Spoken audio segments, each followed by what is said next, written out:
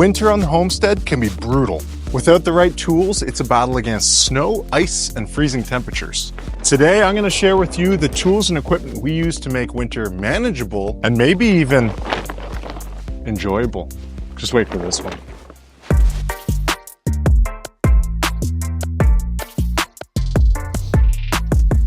I'm going to share with you 3 categories: snow management, firewood and heating, and of course, animal care. You're going to think what I'm about to say is so silly, but we clear everything with this walk behind snowblower. We have over 500 feet of driveway, including all the paths and stuff. It's probably close to 800, and it's a lot of work. But to be honest with you, I don't mind. This thing is super reliable. Yes, Sadie, you want to say hi? This thing is super reliable. It works so good. It never lets me down.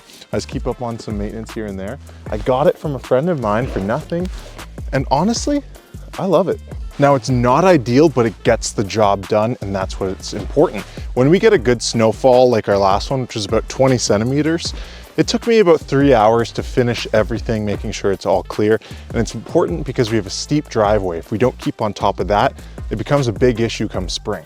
So this is my #1 tool, and I do plan on getting a tractor with a blower and a plow in the future. But in the meantime, I work with what I've got and I love it. Next up is this baby.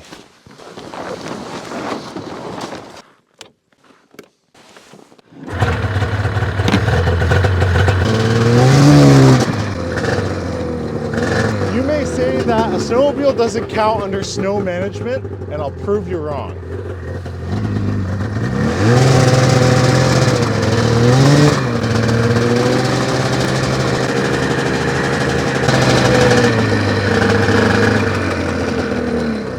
The thing is, there's kilometers of trails here, and I actually rely on the snowmobile to pack those down in the winter. That way we can still enjoy them.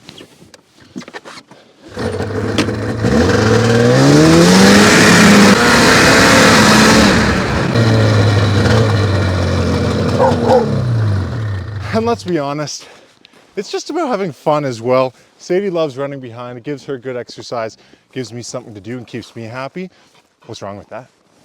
Oh, and before we move on to firewood and heating, I gotta tell you, I accidentally just broke this machine, but if you're watching these videos, you're probably into problem solving with homesteading, so I might as well tell you. I accidentally put in some really old oil into the fuel injection because it's a 2-stroke. It bogged down the machine and it basically stopped working. It took me a couple days to figure out what was going on. I cleaned all the injection lines. By the way, I don't know anything about mechanical stuff. I just problem solving as I go. Cleaned out all the injection lines, still wasn't running right. And then a couple days later, you know, you have to let things ruminate. I was like, oh, spark plug, it's probably fouled up and covered. Sure enough, they're completely fouled. They're completely covered in gunk and oil. I cleaned them off, I put them back in. And now it's running super great and Sadie's happy again. And you can't forget about shovels. This one in particular, this is our roof scraper. I use this to keep the solar panels clean. As you can see, it's not clean right now on our washroom. And I also make sure to do it for our skylights for a tiny home. Next, let's go over the equipment I use for firewood and heating.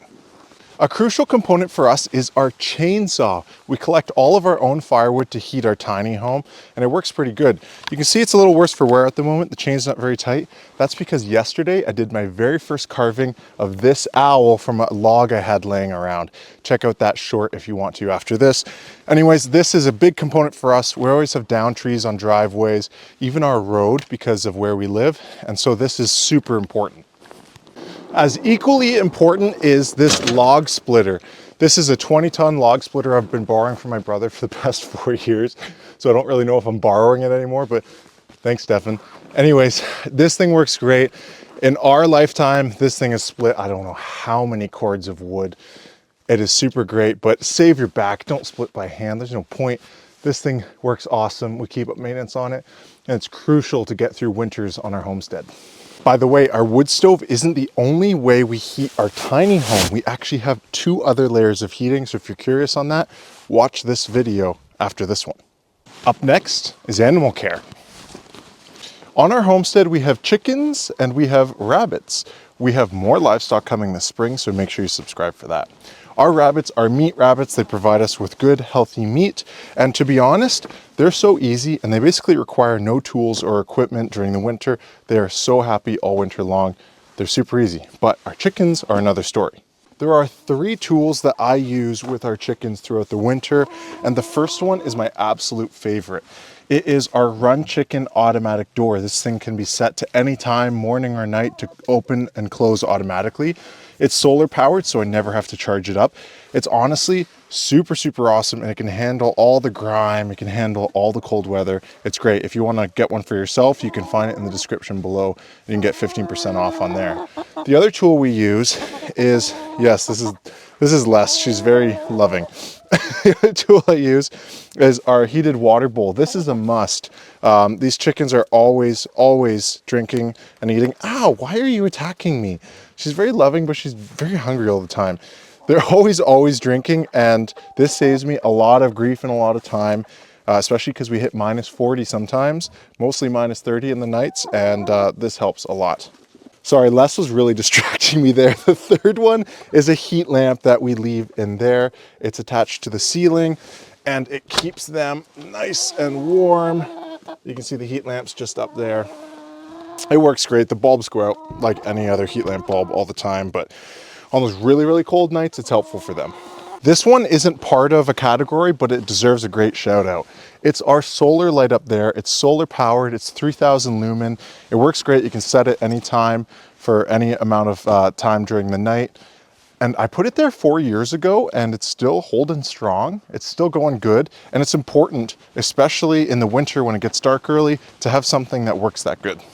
Oh, one more shout out that we don't use anymore because we moved into the tiny home, but it was in our off-grid washroom that we used for 3 winters straight. It's a small 5 kilowatt diesel heater. That thing kept that place toasty warm 24/7 from October to April, absolutely no problem. I love that diesel heater. It's ready anytime now, but we really don't use it anymore because I finished the washroom in our tiny home.